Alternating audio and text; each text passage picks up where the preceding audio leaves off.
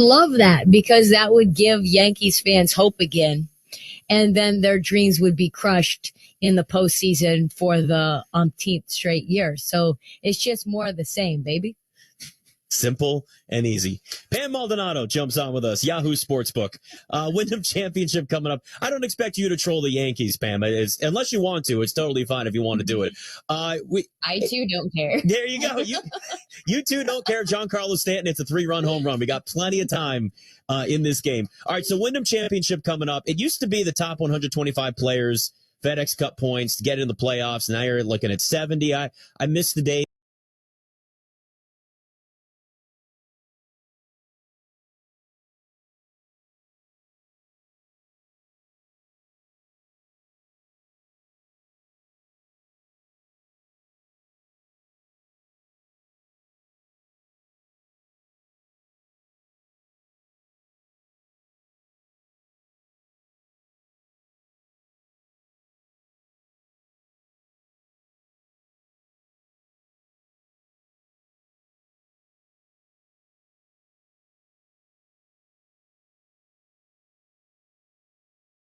Están utilizando los enemigos de Donald Trump para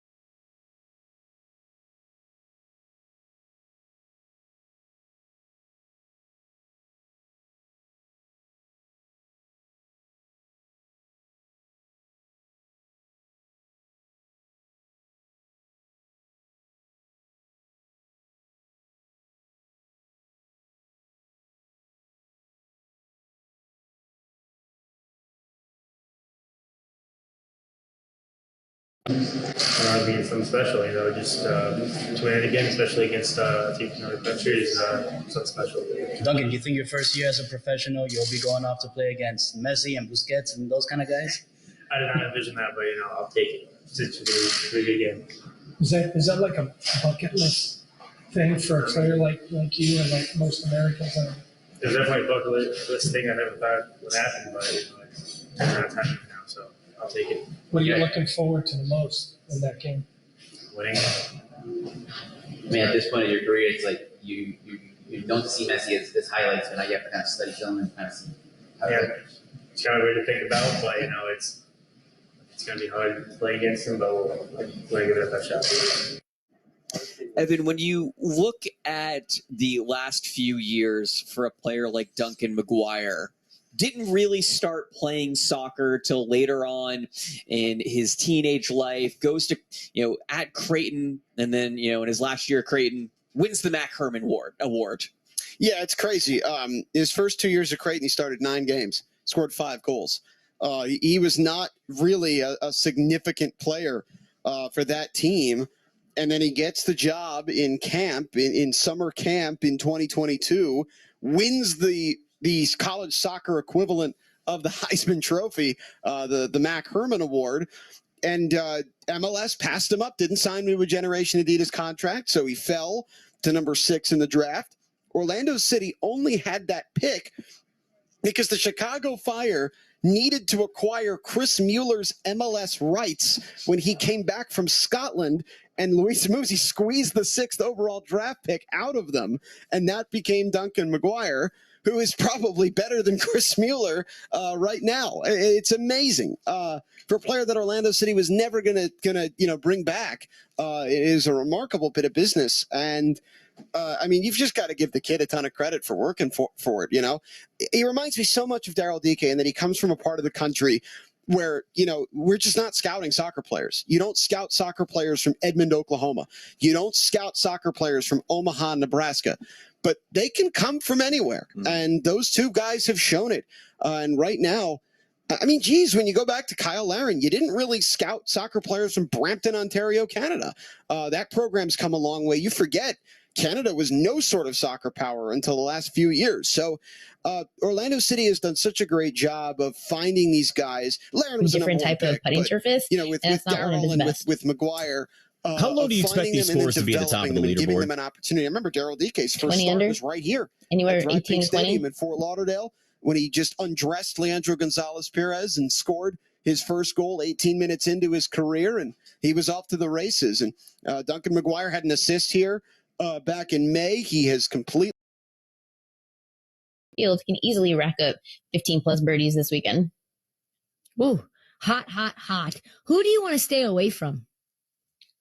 Justin Thomas. It is so unfortunate that he is, you look at the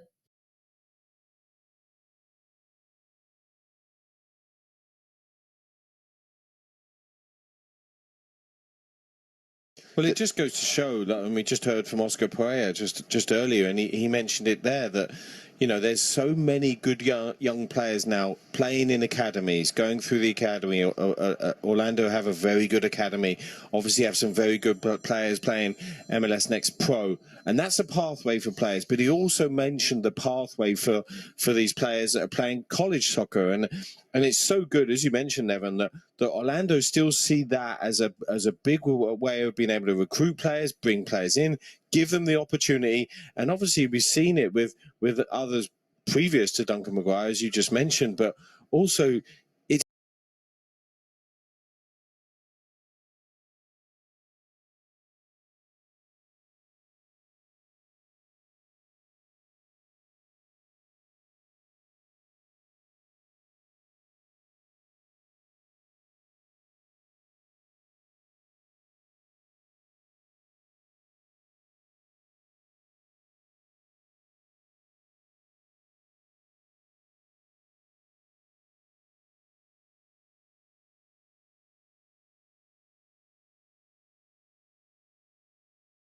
on the season. He was within 70 yards short of breaking the Ravens quarterback, Lamar Jackson, quarterback.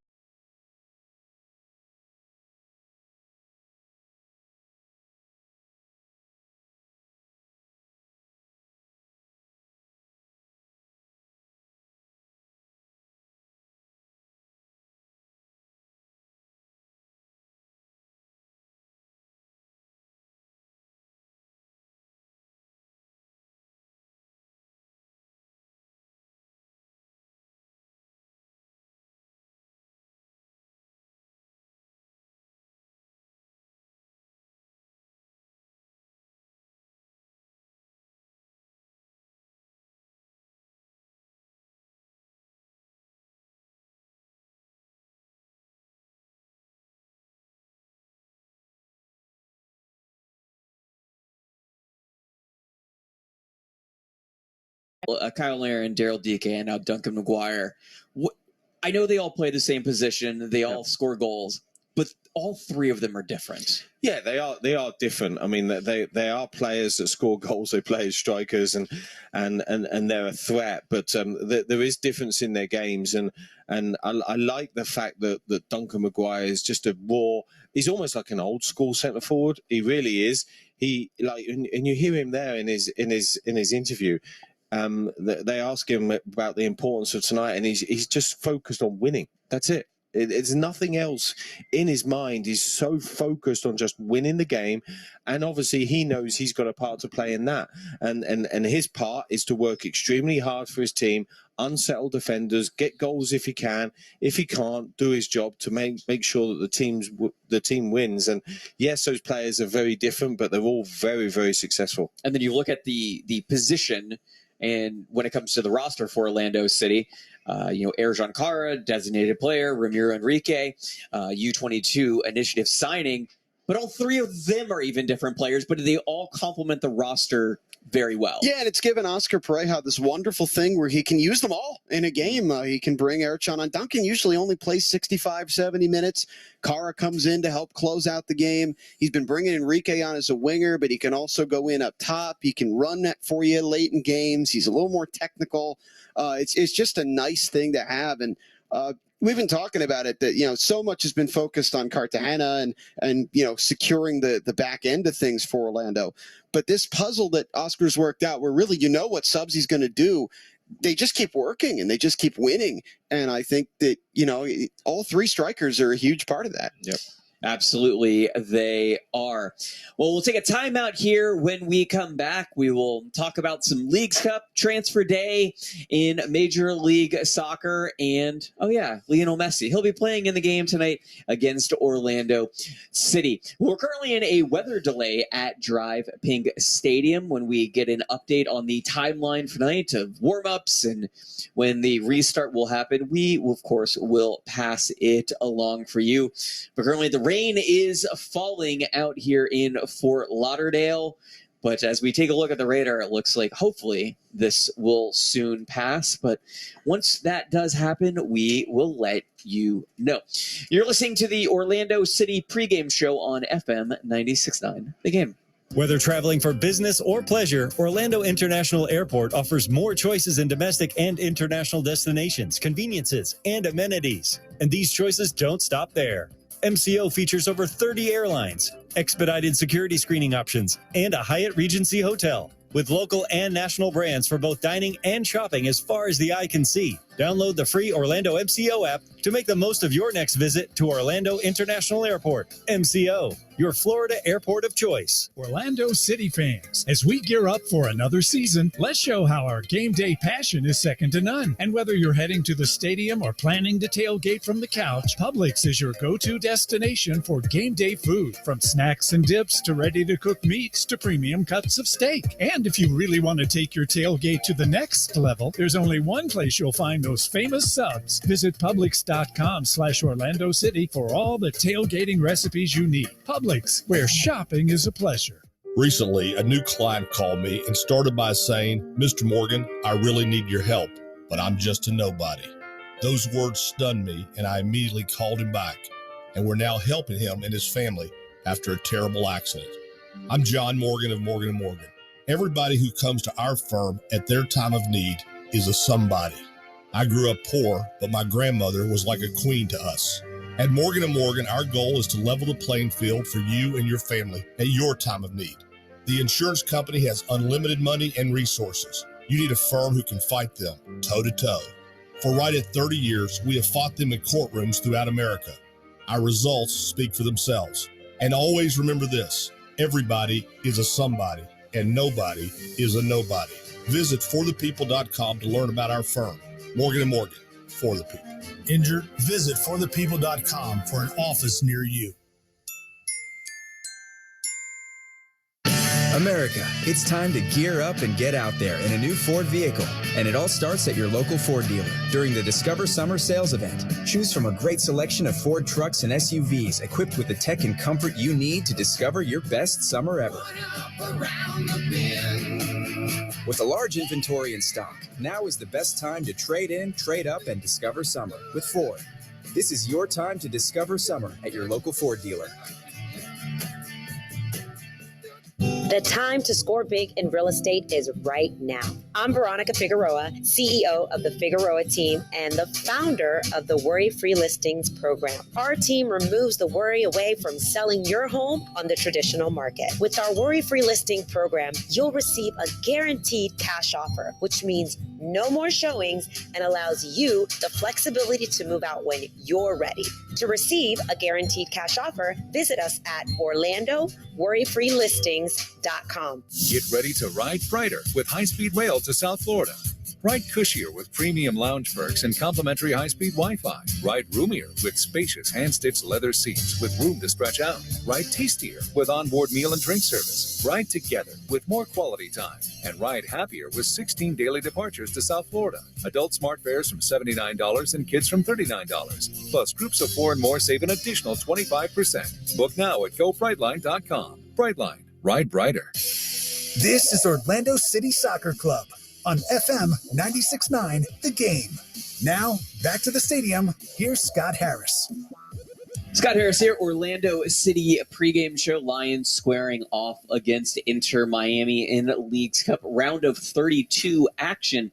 Currently in a weather delay at Drive Pink Stadium. One of those, well, typical summer storms rolled through the area. The problem is it rolled through and it didn't leave. So it is still here. It is still putting rain out on the field. Yeah, we thought, I've been watching the radar with nervous eyes. We thought that this was going to be quick based on the early predictions, and now it's just sort of sitting on top of us. And boy, that field is soaked through in the middle, sort of towards our end. It is just completely, it's bigger than a puddle. It's not quite a flood, but it's bigger than a puddle, somewhere in a floodle, if you will. But it is not good. It's going to take some time to drain. So pull up a chair and grab a cold Heineken or whatever your beverage of choice is, and we're going to be here for a little while, it looks like. I mean, the crazy thing is, like, we look at the middle part of the field. It's like, oh, yeah, it looks like that.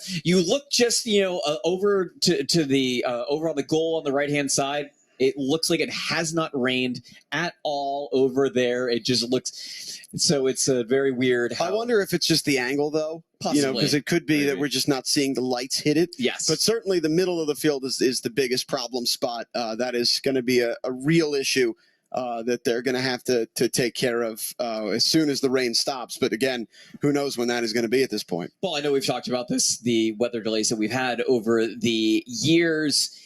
And for the players, I mean, it's got to be a little bit disappointing. They were out there on the field. They've started their process. And now, not only that, but it's also the unknown of when do I restart that? Yeah, it's really frustrating for the players, because players are they're so driven by their habits and what suits them and what they like doing. Everything is set by a time. They like to go out by a certain point. They like to, and some players are worse than others, but everybody likes a routine as a player. And so now you're sitting there in the locker room and you don't know. You're completely in the unknown. You don't know when you're going to go back out. You don't know. You know that you've got to go back out and start the warm up again, because they've been off for so much time now that you literally need to start the warm up from scratch again. So you've got to go out at least 30 to 45 minutes before the game, completely start again. And obviously now when they come out onto this field, they're going to need to check their footwear. That's a big part of it as well now, because they got to make sure they have their long studs in. They got to make sure that the footwear's right, because an hour ago when they were preparing for the game, the footwear is completely different. So there's all these things that go through your mind. You've got to make sure that you're prepared, but you've got to make sure that now as well, that you do have some time, that you just relax a little bit, that you switch off, that you do whatever you want to do, listen to a bit of music, watch some TV, whatever you want to do at the moment, because you can't be in that game mode for that amount of time. There is a period of you need to switch off, be on your own, whatever you want to do, because there's a period we're going to be off for a long time now. So you just got to wait and see. Obviously, be guided by the experts, the people that obviously deal with this field. Make sure that gets playable first, and then obviously the lightning disappears and they can get back on the field. What kind of player were you in the locker room during a weather delay? Frustrated, very quiet, but really frustrated. I didn't like it. I'm very fortunate, obviously, playing mostly in the UK. We didn't have really too many weather issues, but I do remember at times where the fields were not playable and you had to spend more time in the locker room, and you just don't like it because, as I said, everyone has a routine. I always liked my routine: turn up at the stadium at a certain time, get myself ready, get on the field for a warm-up at a certain time. So when that is out of sync, when somebody said that has to change, it's very frustrating. But you can't do anything about it. So you're the same as every other player. You've just got to get on with it, relax yourself, make sure, because also what the players might need to do as well now is they might need to eat as well. Yeah. Because if you imagine, they probably ate 3 to 3.5 hours before the designated kickoff, which was 8 o'clock. Now we're going to be playing at least an hour or two after that. So they might need to eat something as well. And obviously all the staff will go through that with the players and make sure that they're prepared. But there were players that just would not stop talking in the locker room, I would imagine. Yeah, not stop talking, not stop like pranks as well. The problem is you'd get the players that would always want to just occupy their time by pranks. They're the players that try and stay away from because they would annoy you like mad. They think that they're just doing the right thing and but keeping Paul, everybody going. You didn't have AirPods, right? I mean, you had to turn on your portable radio and listen to the. If you were about to say the Ed Sullivan show or something. Quite that long portable radio. I mean, but what did the BBC radio have on back then? That was about it. Yeah. But no, you'd have so many different characters in the locker room, so many different players. Some that just, as I said, would sit and read or listen to music. Some that would go around just being stupid the whole time, making people laugh. But that is a good part of a locker room. That everybody's different. Well, I can say it looks like the rain has died down. Field's even drained a little bit. Make me a little optimistic. Yeah. Absolutely, yeah. So rain has died down a little bit. Sounds like announcements are being made through the PA speakers in the stadium. Not sure what they are saying, but announcements are being made right now. Well, in addition to Leagues Cup happening right now, Evan, one of the biggest days in Major League Soccer for off the field, but it pertains to on the field, it's the secondary transfer window deadline night, Evan, and some familiar names has been made official, coming either back into Major League Soccer or sticking around a little bit longer in Major League Soccer. Yeah, the biggest news is Diego Rossi coming back. Of course, the real big bombshell, I think the biggest non-Miami bomb of this transfer window was Lucas Salarayan going to Saudi Arabia. I'm sure you've seen it. All these players from around the world of pro soccer, big name players, maybe guys who are a little bit past their prime but still very effective, being given massive above market contracts to go to the Saudi Arabian League.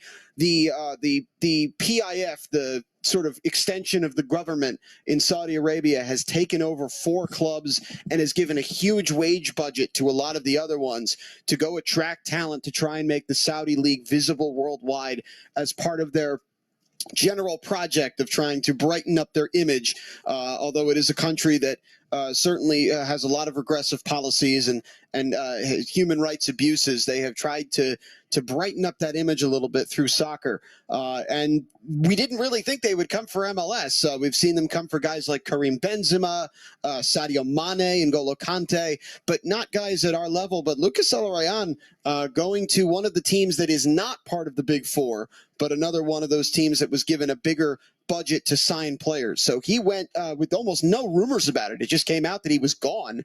And then they got the deal done to replace him. And I think it's a tremendous credit to the Columbus front office that they were able to replace him in this window with just a couple of days to go to the deadline. And it's Diego Rossi, a guy who's coming in as star with LAFC, a legitimate top player in this league. He was the Golden Boot winner in 2020. They changed Rookie of the Year to Young Player of the Year, which stopped Daryl Dike from winning Rookie of the Year, and Diego Rossi won the Young Player of the Year award. Daryl finished third, and he was best 11 that year. He's a 2-time All-Star. Went to Fenerbahce. He was pretty good for Fenerbahce. He had 20 assists, 10 goals, and 90 appearances, but he will come back to Columbus, and the expectation will be he'll play in that 3-4-2-1 right underneath their center forward, Christian Ramirez, next to Cucho Hernandez, and that could be a really potent attack. Different sort of player than Salarayan, Paul, but you got to look at Columbus right there with the Cincinnati's, Orlando, New England as one of the top contenders, Philadelphia in the Eastern Conference. Yeah, I think Wilfred Nancy is a top coach in this league, and he's gone into Columbus. He knows exactly how he wants to play. He's got a very clear identity. And yes, losing Zelarayan is a big loss for him and obviously for Columbus. But as you mentioned, they've reacted really quickly. They've brought in Diego Rossi, who is proven. He's proven in this league. He's a young player. He's a player that can play in a few different positions as well. I could see him playing just off, as you mentioned, just off a front man. He could play in some slightly wider positions, but he's a player that can make things happen for sure. He can score goals. He can create goals. It's a really good signing. Some big signings as well. Atlanta signed a DP that they can buy down, reportedly. I'm not going to pronounce his name. It's Georgian. I need it written out for me. His first name is Saba. Saba Labshanze? Well, nice try. I can't imagine that that's correct, but if it is, I'll give you big props. So Atlanta still sort of doing a makeover, but it might be 2024 for them as they continue their project under Garth Lagerwey.